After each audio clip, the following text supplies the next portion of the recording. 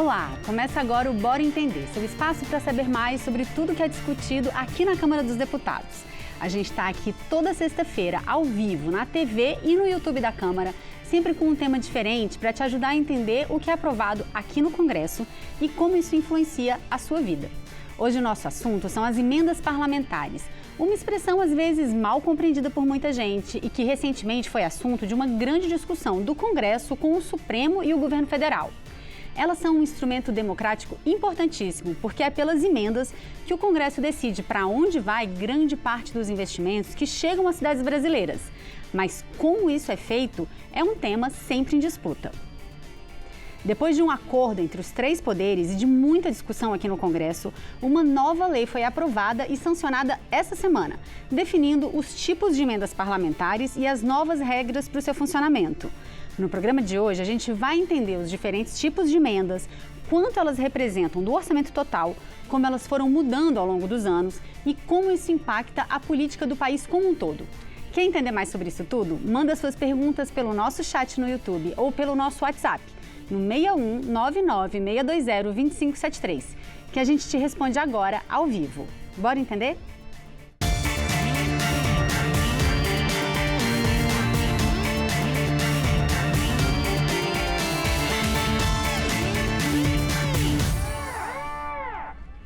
A gente dá as boas-vindas e agradece a presença aqui conosco dos dois consultores que estão à frente de todas as discussões relacionadas às emendas parlamentares aqui na Câmara.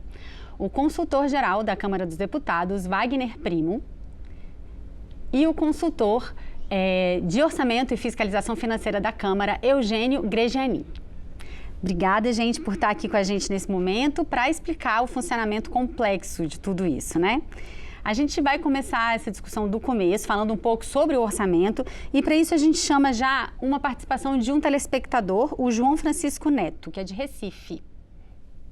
Como as emendas parlamentares elas podem afetar o orçamento do Estado e as políticas públicas? Vamos começar então explicando o que é o orçamento. Eu converso com você, Wagner, te dando as boas-vindas. Obrigado por estar aqui com a gente hoje. Explica um pouco para a gente o que é o orçamento, por que ele é tão importante para definir esse equilíbrio entre o que é arrecadado e os investimentos que são feitos, os gastos. Bom, em primeiro lugar, agradeço a oportunidade de estar aqui com vocês e vamos tentar explicar como é que isso funciona. O orçamento, a importância do orçamento é a mesma importância que tem o orçamento que a gente faz na nossa casa. Então, eu vou tentar mostrar como é que isso se interrelaciona. Quando a gente faz um orçamento na nossa casa, nós temos despesas que a gente pode dizer assim, são despesas obrigatórias. E esse mesmo tipo de despesa existe para o governo. Quais são as despesas obrigatórias na nossa casa? Alimentação, sem as quais a gente não vive. O aluguel e transporte, basicamente, são despesas obrigatórias. O governo também tem essas despesas obrigatórias. Pagamento do pessoal que trabalha no governo, pagamento de previdência. Então, tem uma série de despesas que ele não tem como fugir dessas despesas. Bom, fora essas despesas, você ainda tem que tipo de despesas? Aquelas despesas que são discricionárias. Na sua casa, o que é despesa discricionária? Por exemplo, você querer trocar um carro, você ir num supermercado, você ir num restaurante, em vez de estar almoçando em casa, ir num restaurante, ir no cinema, fazer uma viagem. Essas despesas são discricionárias. É discricionário também, se você está em casa, você comprar uma televisão melhor, você fazer uma reforma na sua casa, que são investimentos, você está melhorando o seu patrimônio, mas não deixa de ser uma despesa discricionária porque você não é obrigado a fazer. Isso funciona também para o governo. O que nós temos nas despesas discricionárias do governo? Nós temos despesas com custeio da máquina, para que a máquina funcione. Nós temos despesas com investimento, construir uma estrada. Ele não é obrigado a construir uma estrada, mas na hora que ele constrói essa estrada, ele aumenta o seu patrimônio. Então, você tem essas despesas discricionárias, e essas despesas discricionárias, elas também trazem em geral, elas trazem muitos benefícios para a população. Onde entram as emendas parlamentares? As emendas parlamentares. Vamos botar na tela essa arte que a gente tem para que fique mais claro para a gente explicar. E onde entram as emendas parlamentares nessa história? Elas são emendas, despesas discricionárias. Então, elas vão contribuir para definir aonde vai esse investimento da União? Onde é que ele vai ser feito? Qual o custeio mais que tem que ser feito? Por exemplo, ele vai destinar mais dinheiro para a saúde, vai destinar dinheiro para construir uma estrada. Então, as emendas parlamentares vão fazer isso dentro desse contexto de que você tem um limite de gastos. Importante você ver o seguinte, qual que é o limite de gastos que você tem na sua casa? A quantidade de salário que você recebe, que sua esposa ou seu companheiro recebe. Bom, o que acontece se você gasta mais do que isso? Você começa a se endividar. A mesma coisa acontece com o governo.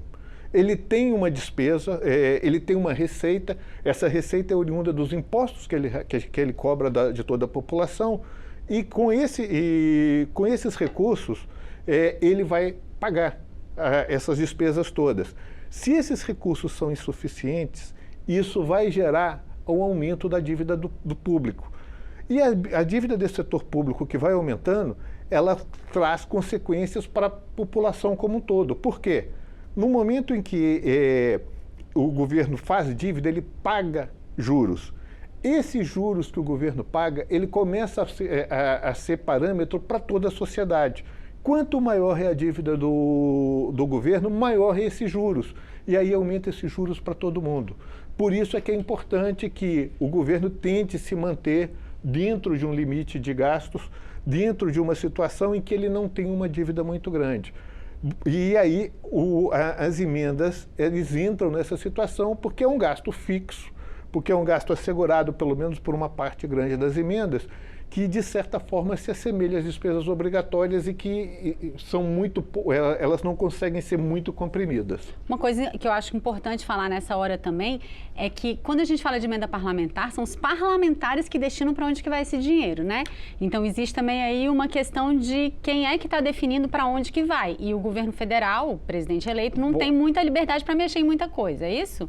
Isso, as emendas, eu acho que esse é um outro ponto que a gente deve ver depois, provavelmente, mas a diferença é que quando a emenda é feita pelo parlamentar, é feita pelos parlamentares, eles que destinam para onde que vai, e não a máquina governamental em cada ministério, com seus técnicos que vão definir para onde vai. Isso aí a gente pode discutir depois qual que é o melhor e qual que é o pior caminho nesse caso, ou se tem um melhor que o outro, às vezes nem tem, são os dois bons. Vamos nessa. A gente vai trazer mais uma pergunta para o Eugênio que está aqui com a gente. Eu já dou as boas-vindas para você, Eugênio. A gente vai chamar a pergunta da Giovana, que é de Florianópolis. Como emenda constitucional pode alterar a distribuição de receitas tributárias entre os estados e a União? Exatamente. Bom, ela fala emenda constitucional, mas acho que ela quer falar emenda parlamentar, né? É exatamente sobre isso. Como que fica esse equilíbrio entre União, estados e também quem é que faz, de quem que é a autoridade de distribuir esses valores. Vamos lá, Eugênio. Por exemplo, por parte dos municípios, que são os principais destinatários das emendas individuais, né? Quase 90% dos recursos são despesas, provém de transferências constitucionais que a União faz aos municípios, são despesas obrigatórias, né? E esses 10% são transferências voluntárias, notadamente e com valor crescente, emendas, né? Essa introdução do VAC foi muito importante, inclusive para perceber a questão da dinâmica, né? Por que é importante o controle do déficit público em função dessa dinâmica do crescimento das despesas, né? Olhando mais de perto o orçamento, se enxergar de fora para dentro, a gente percebe que as despesas obrigatórias, elas são incomprimíveis, mas muito além disso, elas crescem acima daquele parâmetro que foi estabelecido. Incomprimíveis significa que elas não podem diminuir, elas são daquele tamanho ou maiorzinho, é isso? Isso. E elas crescem invariavelmente sem que nada seja feito. Tem um crescimento vegetativo e cresce em função justamente da variação, principalmente da variação do salário mínimo ou de outros gastos que são legislados. É interessante também observar que tanto a regra do teto que variava pelo IPCA, quanto a regra do regime fiscal sustentável, que é a que está em vigor agora. Elas não são sustentáveis, considerando que as despesas obrigatórias ocupam 90% do todo. Se elas crescem acima do crescimento do teto, se o teto, por exemplo, vamos supor que cresça 2,5% além da inflação, né? Imagina que a Previdência cresça além disso, então isso não se torna sustentável. Daí a necessidade de você atuar diretamente na geração da despesa obrigatória, é uma preocupação antiga, inclusive. Essa própria classificação de despesas obrigatórias e discricionárias, ela veio com a Lei de Responsabilidade Fiscal, e trouxe também lá já algumas regras fiscais. A gente vai ver a importância das regras fiscais que tentam, de alguma forma, segurar o fluxo das despesas, né, durante o ano. Bom, o resultado desse processo histórico é a dívida pública. A dívida reflete, na verdade, todos atos e fatos, acertos e desacertos que ocorreram no passado e que estão ocorrendo agora. A gente já fala da dívida, mas vamos explicar um pouco esse gráfico, né? Essa parte mais em laranja, mais escura, são todas as despesas obrigatórias. Aqui, para chamar a atenção, muito se fala despesa obrigatória e despesa discricionária, que o Wagner já adiantou. Mas parte das despesas discricionárias tem um grau intermediário de rigidez, não são absolutamente obrigatórias, mas elas representam um nível essencial do gasto. Por exemplo, o funcionamento dos órgãos, funcionamento administrativo do Palácio do Planalto, do Supremo, do Legislativo, o funcionamento em geral das universidades. Ele é um gasto chega a um ponto que é tão relevante que eles são praticamente obrigatórios. E as despesas discricionárias com menor grau de rigidez são justamente essas que o Wagner comparou. Olha, por exemplo, um dono da casa, no orçamento doméstico, está construindo, né? Ele pode interromper a construção e assim evitar que aquele gasto pressione. E principalmente as transferências. As emendas se situam nessas despesas discricionárias com menor grau de rigidez. Vamos dar uma olhada no próximo gráfico, que isso também fica claro e a gente vai ter alguma ideia de valores também, né? Então, ali em percentuais, a gente tem 58% dessa emenda discricionária, primária discricionária. Explica um pouco para a gente, Eugênio. Então, olha só, a despesa obrigatória estrito sensu, 2 trilhões e 500 aproximadamente, é um valor atual, ela se contrapõe a todas as outras que são discricionárias. E ao longo do tempo foram sendo criados indicadores para diferenciar aquela discricionária. Primeiramente começou com a discricionária, todas as emendas, inclusive, eram discricionárias, os projetos do governo eram todos discricionários, e se criou o PAC. E aí o próprio governo sugeriu adotar uma classificação. E a classificação é importante que você acompanha, inclusive naquele conceito de rastreabilidade que muito se fala hoje, né? E aí foram surgindo as emendas individuais, inicialmente todas eram RP2, e aí para diferenciá-las do restante das discricionárias, foram denominadas dessa forma. Bom, importa o seguinte, no conjunto das despesas discricionárias, né, que ocupam cerca de 9%, né, o PAC é 1,9%, a emenda individual 0,9% e assim por diante. Na verdade, vai fechar em torno de 50 bilhões, pouco menos. Olhando essa pizza aqui, em que fica mais claro, vamos dizer que o que fica para os parlamentares distribuírem como um todo é mais ou menos 20% do orçamento total, tá? É isso? Não, 20% das discricionárias, é isso, né? Isso. Você pegar só o universo das discricionárias, 200 bilhões, né? Em torno de 20%. E sendo que a outra metade, uma parte mais ou menos equivalente, 22%, é o PAC. E o restante é esse núcleo de despesas que chama de discricionárias, mas que são bem resistentes. Rígido. Tanto é que a própria lei complementar, né, do regime sustentável mudou um pouco, alterou um pouco a filosofia do contingenciamento. Ele não o contingenciamento há um limite do que você pode explorar do contingenciamento, que é justamente você não poderia contingenciar mais do que 25% das despesas discricionárias, considerando que os 75% seria um mínimo necessário ao funcionamento essencial aí da estrutura administrativa. Vamos adiante, que a gente tem muito assunto pela frente. Eu queria pedir para o Wagner contar um pouco para a gente a história da evolução dessas emendas ao longo do tempo.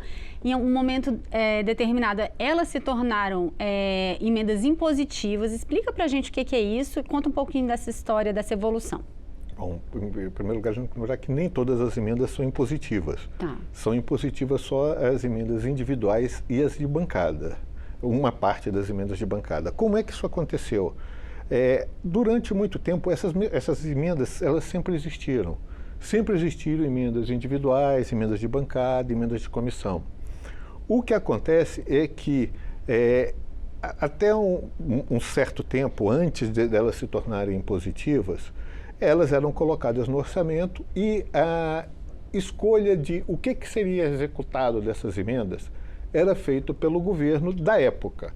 Então, era de se esperar que quem fosse parlamentar da oposição tivesse um atraso, não tivesse uma execução das suas emendas no mesmo nível daqueles que apoiassem o governo. Isso até quando, Wagner? Mais ou menos? Isso mais ou menos até 2014, por aí. Governo que? Lula, Dilma? Até o final do governo Lula, até o governo Dilma funcionava dessa forma, certo. Até o governo Dilma. Então, o que acontece? Até esse período, então, você dependia dessa situação.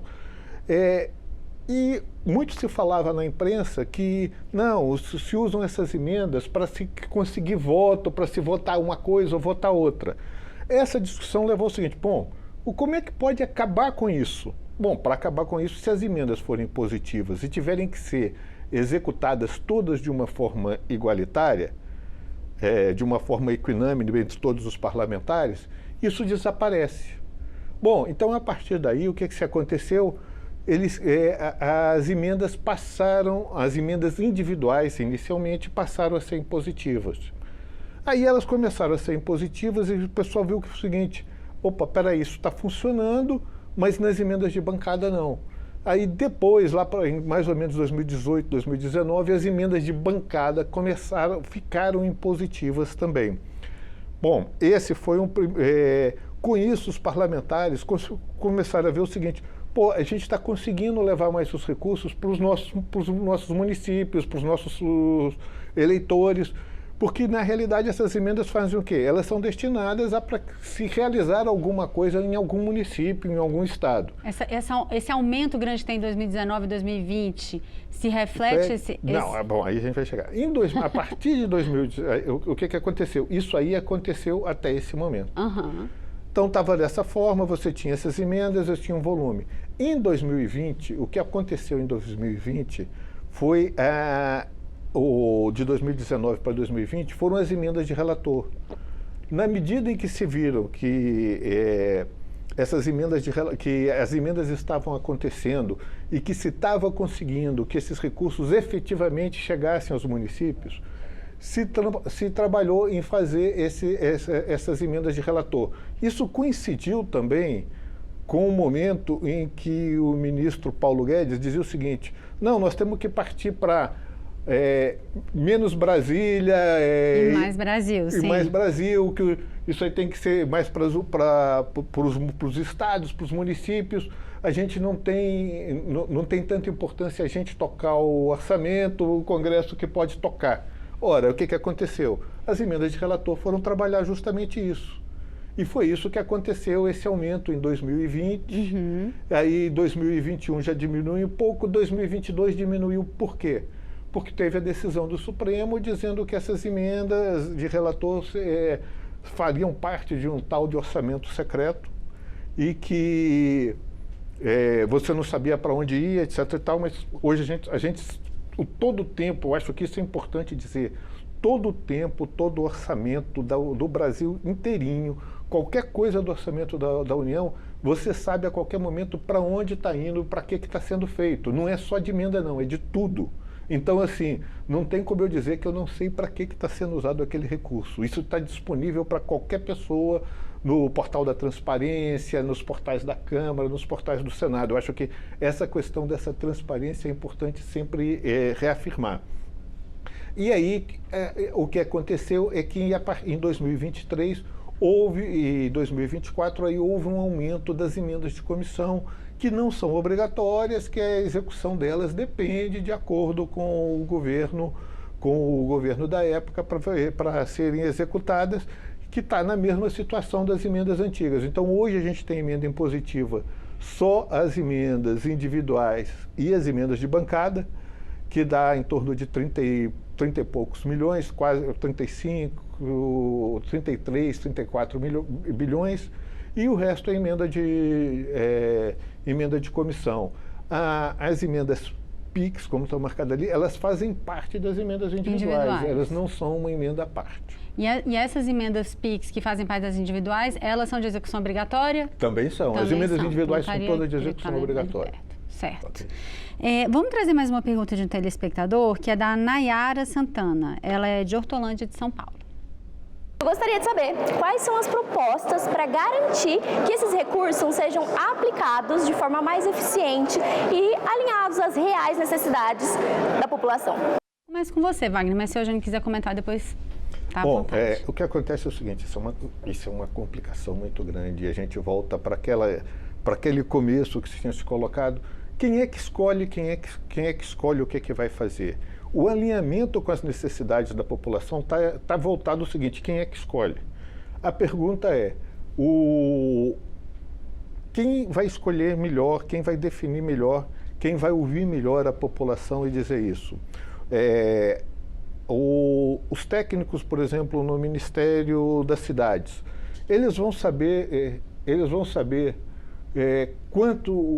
o que precisa de asfaltar, o que está faltando de asfaltamento, por exemplo, na cidade de Codó, no Maranhão, ou na cidade de Varriçai, no Rio. Eles não vão, eu tenho certeza que eles não vão saber. E não vão saber, hoje eles não vão saber isso, não é porque não queiram, é porque não tem instrumentos hoje para que se tenha esse levantamento das necessidades que se tem em todos os locais. Nesse momento entra o parlamentar. O que o parlamentar tem? O parlamentar ele recebe voto dessas cidades todas. Então ele acaba ouvindo os prefeitos, ouvindo os vereadores que levam essas necessidades para o parlamentar. Então, de uma certa forma, o parlamentar estaria, nesse momento atual, mais próximo dessas reivindicações do que realmente a população estaria precisando. Se esse é o caminho ideal, a gente pode dizer o seguinte: talvez não seja, porque talvez você pudesse ter alguma coisa que melhorasse, inclusive, a escolha do parlamentar. Como isso poderia ser feito? Ora, se no governo federal você tivesse um levantamento, cada ministério levantasse quais são as necessidades de cada município em determinada área, por exemplo, então o exemplo do que eu tirei, o Ministério da Cidade tivesse o levantamento de o que precisa de asfaltamento em todas as cidades, ele recebesse o pedido de todas as cidades e tivesse esse elenco. Em cima desse elenco, ele poderia propor uma forma de atacar essa política pública e uma forma de orientar os parlamentares também. Falou o seguinte: no seu estado, onde é que a gente está com mais problema, onde é que está... E isso facilitaria e poderia tornar mais efetivo esse tipo de coisa. Wagner, a gente recebeu uma pergunta de uma telespectadora que está assistindo a gente nesse instante, a Neide Ferreira da Bahia. A gente agradece a sua participação, Neide.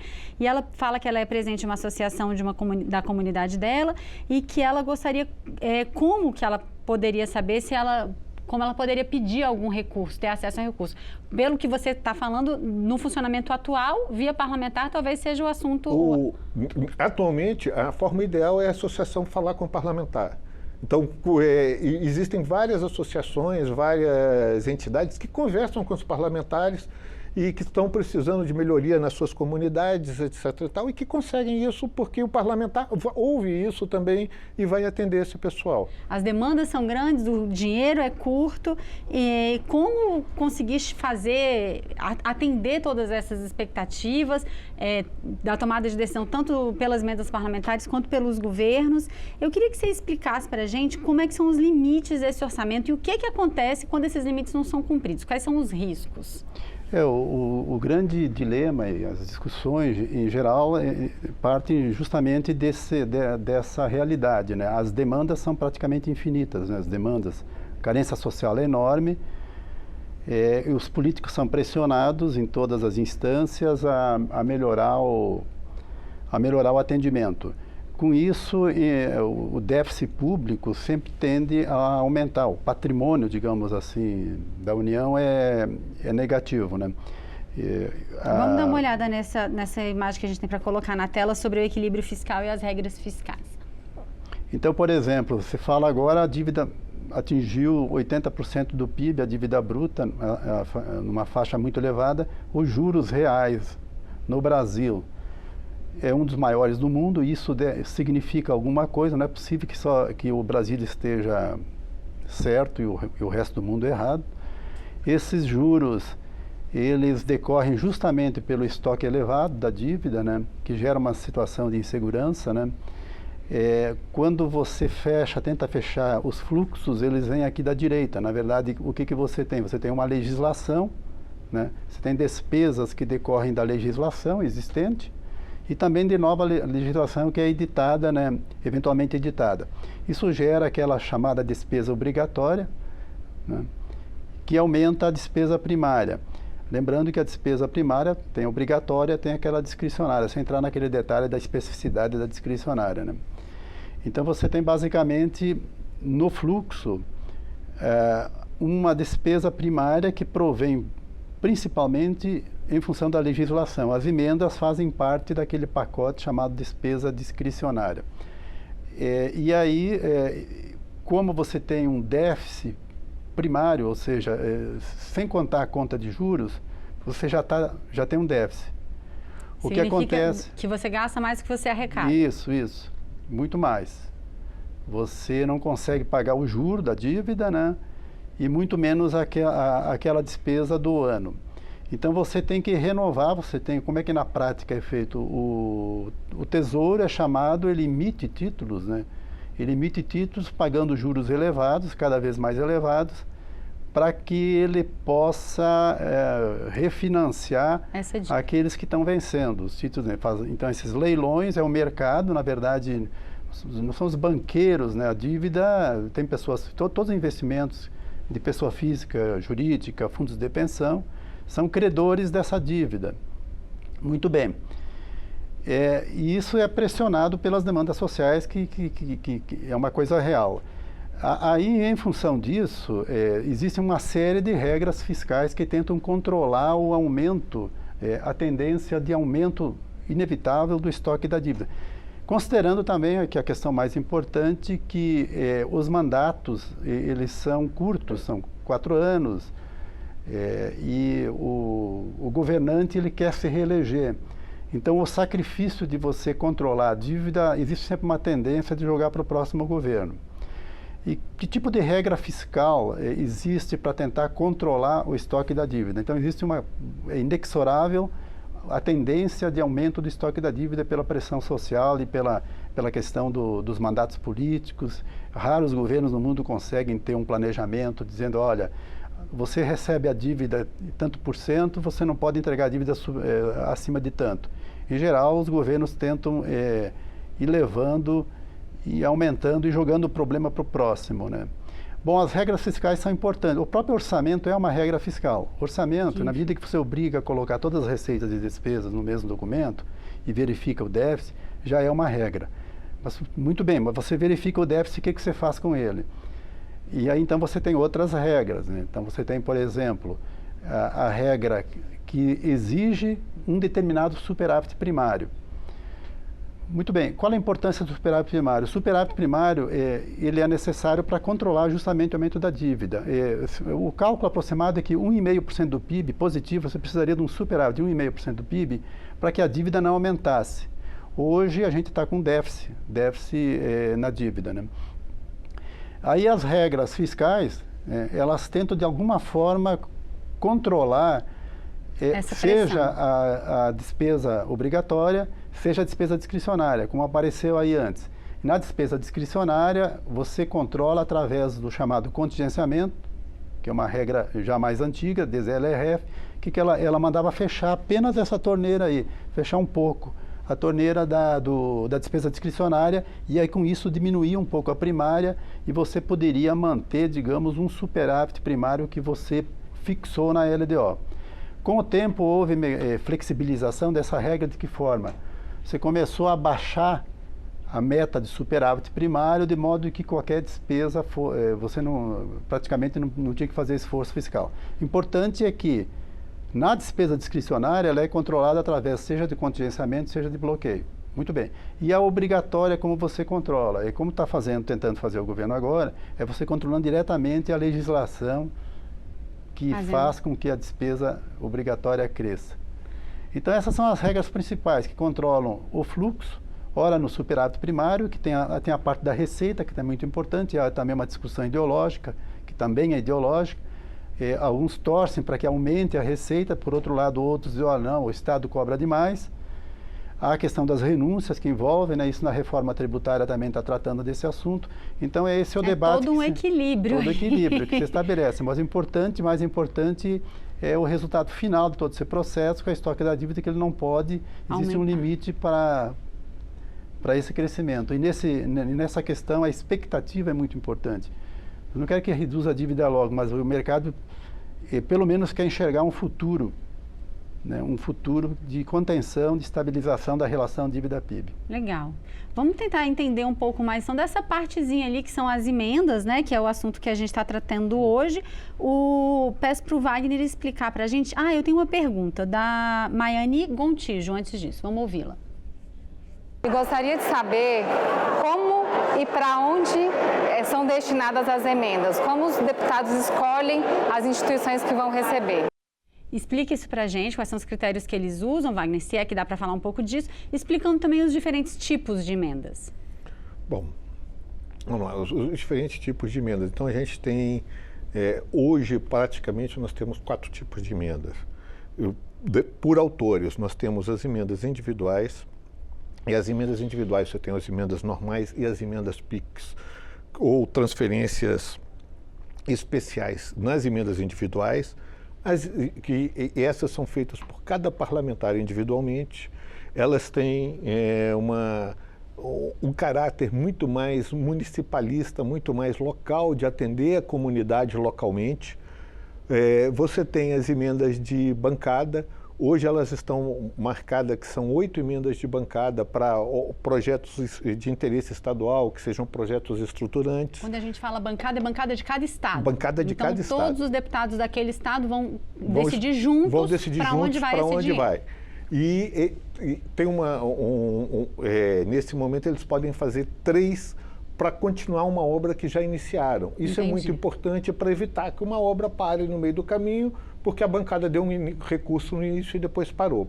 E por último, nós temos as emendas de comissão, que são 4 emendas de apropriação e 4 emendas que elas remanejam dentro do próprio ministério que elas estão fazendo. Só para explicar para as pessoas o que é comissão. Aqui dentro da Câmara existem comissões temáticas, que são comissões onde os deputados se juntam para discutir determinado tema.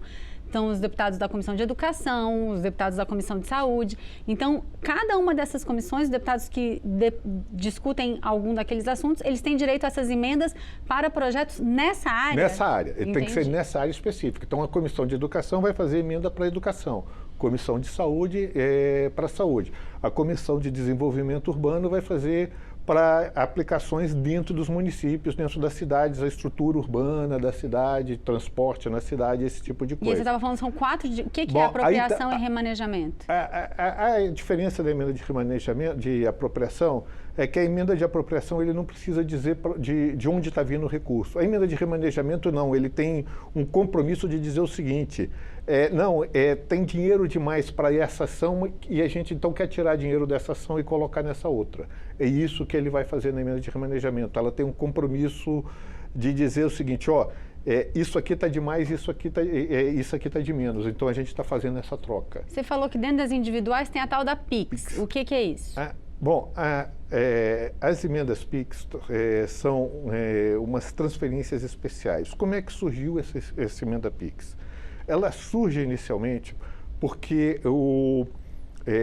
os parlamentares faziam as emendas e as emendas às vezes, um convênio com um determinado município para fazer uma obra, demorava 3, 4, 5 anos efetivamente para se realizar. Então, se dizia muito que isso dependia de que tinha um intermediário, que era o mandatário, que era a Caixa Econômica, que não estava dando conta do serviço, etc. Então, eles estavam procurando uma forma mais rápida de mandar esses recursos. E aí se discutiu essa transferência especial, o que ela faz? Ela manda o dinheiro para o município imediatamente, sem que ele tenha que apresentar um projeto ou fazer um convênio com o Ministério. Eu acho que aí depois poderia mexer mais nisso. Falta ainda aqui emendas de relator. Legal. As emendas de relator hoje, elas são feitas única e exclusivamente para correção de erros ou omissão. Então, por exemplo... Só para a gente explicar o que é o relator, que as pessoas o relator não sabem. Geral, Relator geral do orçamento, né?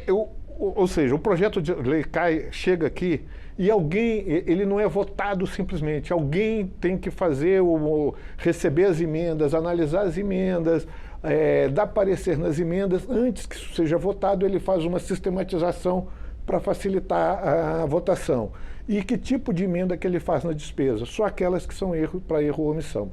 Bom, e em relação à pergunta, como é que os parlamentares eles decidem, como é que eles fazem isso? Eles vão definir isso justamente ouvindo os prefeitos e os vereadores, ouvindo os apoiadores que eles têm na cidade. É isso que vai fazer com que ele escolha mandar o recurso para uma ou para outra coisa. Por isso é importante sempre ter esse contato com o parlamentar, levando as necessidades dos municípios para que eles possam atender essas necessidades. Uma coisa que gente que não conhece a Câmara nem entende, né? Cheio de prefeito aqui, cheio de vereador, porque eles estão sempre em contato com as pessoas das cidades, até para discutir essa questão das emendas. Eugênio, eu queria que você explicasse para a gente um pouquinho por que para algumas pessoas as emendas individuais ou priorizar as emendas individuais seria uma coisa polêmica. Por quê? Existe alguma controvérsia. As emendas individuais são muito importantes como instrumento democrático, né? E existem visões favoráveis e também críticas sobre as emendas individuais, né? Do ponto de vista favorável, as favoráveis são que é um instrumento democrático, justamente de representação dos parlamentares e que tem um papel supletivo, compensatório, no sentido de reconhecer demandas locais, peculiaridades e tal, né? Que é uma coisa, eu, deputado, decido para onde ponho e coloco onde eu quiser. E você consegue dar uma solução mais rápida na identificação e também no suporte técnico e político que os gabinetes dão para a solução de problemas locais relacionados à transferência. Também se fala de uma democracia representativa, que esse sistema é responsivo, ele responde à carência local, garante governabilidade e os aspectos positivos. Reduzem o desequilíbrio vertical fiscal, que é essa questão da diferença entre União e municípios, né? E tem um efeito de melhoria dos indicadores socioeconômicos, principalmente nos pequenos municípios. Entre as visões mais críticas, a gente destaca o seguinte: a expansão do valor, que no mundo não tem a fatia destinada das discricionárias, ela é ímpar, né? O déficit, o uso de cotas com uma decisão monocrática, não, uma decisão monocrática, e não há uma discussão de mérito, né? A despesa é um tipo de vinculação em que a despesa fica vinculada ao autor, de cotas, fatias. E o parâmetro eleitoral também, esse parâmetro, ele dificulta a coordenação, você não consegue... os parlamentares apresentam as emendas todas de forma concomitante, então um município ele pode receber 2, 3 emendas e o outro município não. Os critérios de planejamento e políticas públicas também são difíceis de serem aplicados em função dessa fragmentação. Também é verdade que se faz uma crítica, bem antigamente, quando se deixava para o Ministério distribuir, a concentração em alguns municípios também não era grande. Há uma dependência mútua que tem que ser analisada entre governo e legislativo nessa questão das emendas, que reduziu com o orçamento autorizativo, com o orçamento impositivo, como o Wagner já salientou, e também entre prefeito e parlamentar. E também, também se critica o fator de desigualdade na competição eleitoral, né? Você aumenta muito, como aconteceu, as chances de reeleição de quem recebe emendas. tem assimetrias e desigualdades. Na que próxima tela, vamos dar uma olhada. Eu pod- achei esse gráfico bem representativo que você trouxe. É só um pequeno exemplo como tem que melhorar ainda a forma de distribuição das emendas. Elas poderiam ter alguma correção, pelo menos na parte inferior. O que é esse gráfico? Ele mostra, por exemplo, um extrato de municípios da Bahia até 20 mil habitantes, só pequenos municípios. E aí, esse número aí é a população, né? Pequeno município. Embaixo, a gente tem o número da população ali nessa barra de baixo, né? Ele não cresce muito, existe uma média de 2,5 milhões, ou seja, cada um dos 257 municípios até 20 mil habitantes da Bahia recebeu uma média de 2,5 milhões. E o que chama atenção é a grande variação de municípios que receberam 15 até quase 20 milhões e outros que nada receberam quando tangencia a reta. E o que a gente vê? Que tem município pequeno, com menos população e que chegou lá nos 15 mil, tem município com população muito maior, de 19 mil pessoas, que recebeu pouquinho, né? Então, parece aleatório. Eu acho que é um trabalho a ser feito. Existem até propostas em andamento, tipo estabelecer um mínimo de equalização para evitar que municípios não recebam nada. Isso poderia ser feito, por exemplo, com um pequeno percentual das emendas, com 3%, que você fizesse uma espécie de um fundo de equalização. Existem propostas. Exemplo também daquela outra proposta, mas aí é mais ligada à prevenção de desastres também, que uma PEC que foi aprovada com quase unanimidade aqui na Câmara, né? Que tratava de destinar uma parte das emendas justamente para privilegiar um setor que é a prevenção de desastres. Então, eu acho que esse tipo de mecanismo pode ser melhorado. Vamos adiante, porque a gente está atrasado no nosso tempo. A gente já tem só 20 minutos mais de programa. E eu quero trazer uma pergunta que vem do André Castro, de Minas Gerais. É uma pergunta que está na tela, isso. A emenda parlamentar é uma forma de desburocratizar o gasto público? Eu trago essa pergunta para você, Wagner, comentando também, se você quiser, o que o Eugênio vinha falando.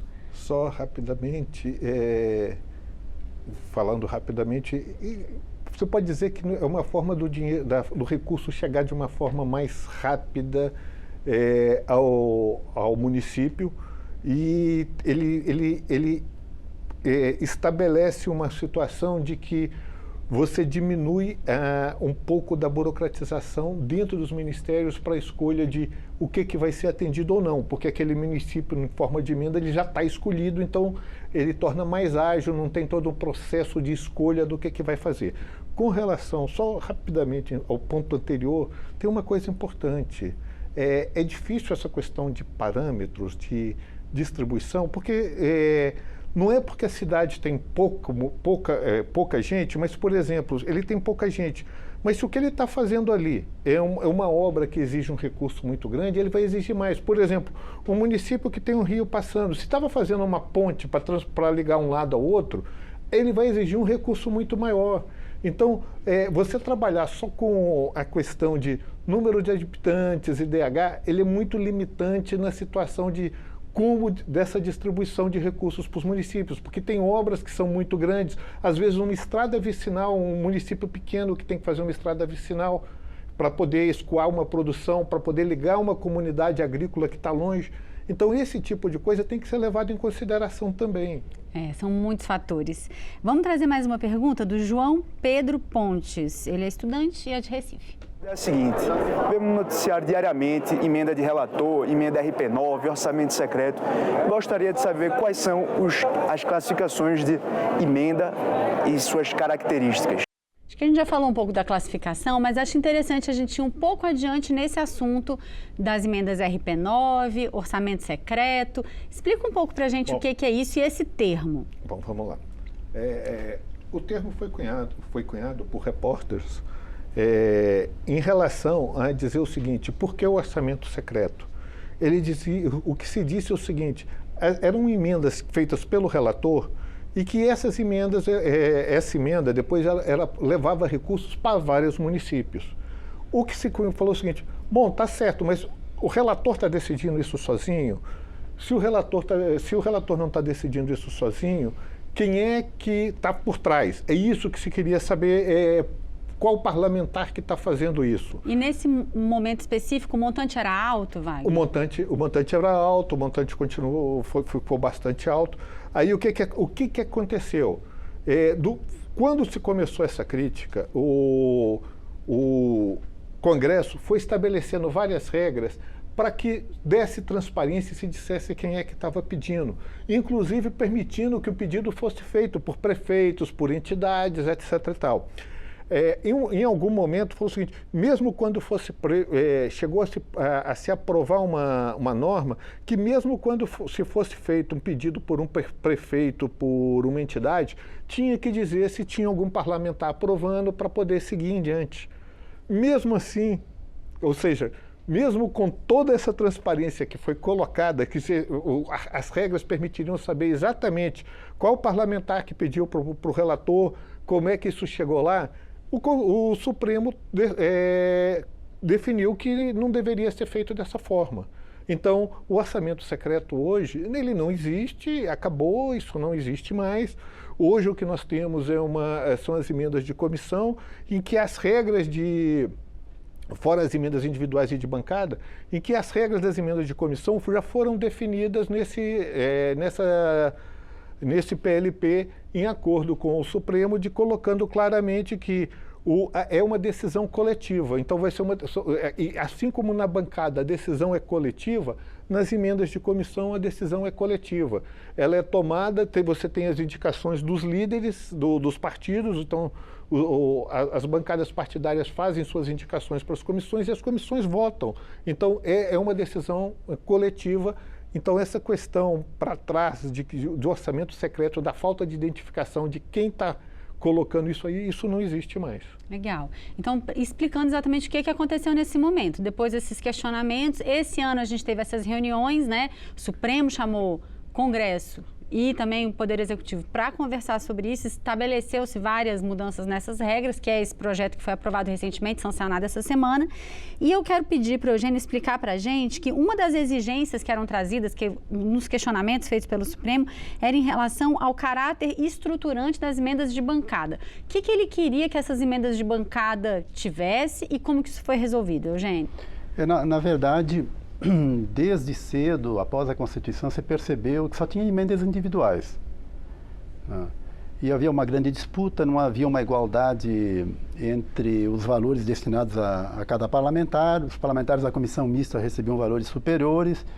Houve além dos problemas orçamentários, né, houve um grande conflito, né, que redundou na resolução ainda já antiga, 2 de 1996, e desde aquela época já havia uma discussão bastante interessante para formular um modelo, qual o modelo de emendamento, quais os tipos de emendas, para que servem as emendas.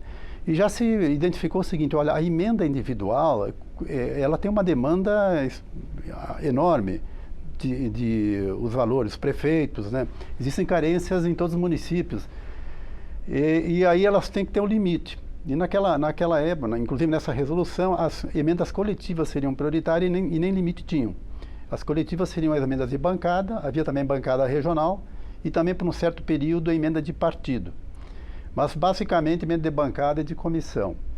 Enfim, aí e também nesse modelo, já concebido naquela época, a emenda de bancada deveria destinar recursos a obras estruturantes.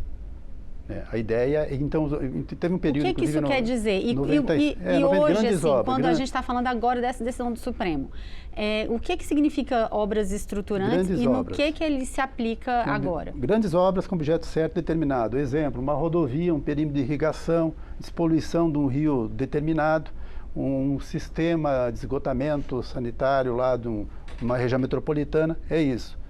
Então, isso é a emenda de bancada desde aquela época. Depois, na resolução atual 1 de 2006, isso foi colocado, tal. Com o tempo, se verificou alguma distorção no uso das emendas, de bancada, de comissão. Teve também esse episódio das emendas de relator, que eram restritas à remissão, mas começaram também a tratar de objetos, né? De programação que se destina a transferências, né? O principal ponto aí que eu vejo importante nessa lei complementar é o foco na prioridade na continuidade de obras inacabadas. O TCU já fez um trabalho importante, levantou mais de 8.500 obras inacabadas. É um prejuízo, em geral, as obras ficam pelo meio do caminho por vários problemas, mas a falta de financiamento é um problema. E até para ajudar a solucionar isso, o Wagner comentou, são 8 emendas de bancada, né? Mas foi dado um incentivo, então a bancada, em função da necessidade de repetir emendas voltadas a investimento a obras já iniciadas, dá-se a oportunidade para a bancada apresentar mais 3 emendas.